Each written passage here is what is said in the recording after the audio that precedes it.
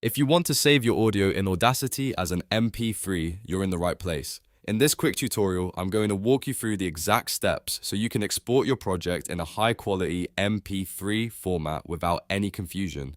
This is perfect if you want a file that's easy to share, upload, or store while keeping great sound quality. If this video helps, make sure to hit the like button and subscribe for more simple software tutorials. Let's jump right in.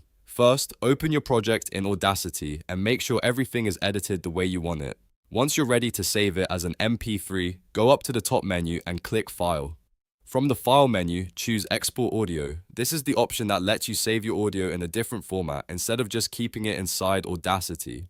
After clicking Export Audio, a save window will appear with several settings. Look for the Format option and click it. From the list of available formats, select MP3 files. This tells Audacity that you want to export your project as an MP3 instead of another file type. Next, you'll want to control the audio quality. Click Bitrate mode and select Constant. Using a constant bitrate helps keep the export more consistent, which is useful for many types of audio projects. After that, click Quality and choose 320 kilobits per second. This is one of the highest MP3 quality settings available, and it helps ensure the best sound quality for your final export. If you're wondering whether higher kilobits per second really matters, the answer is yes. A higher bitrate generally means better audio fidelity, especially if your project has music, vocals, or detailed sound. If quality matters more than file size, 320 kilobits per second is usually the best choice.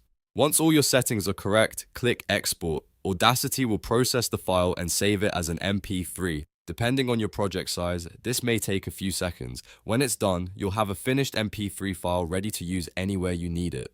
And that's it. You have successfully saved your Audacity project as an MP3. If this tutorial helped you out, please give it a like, subscribe for more how-to videos, and let me know in the comments if you want more Audacity tips and tricks. Thanks for watching, and I'll see you in the next video.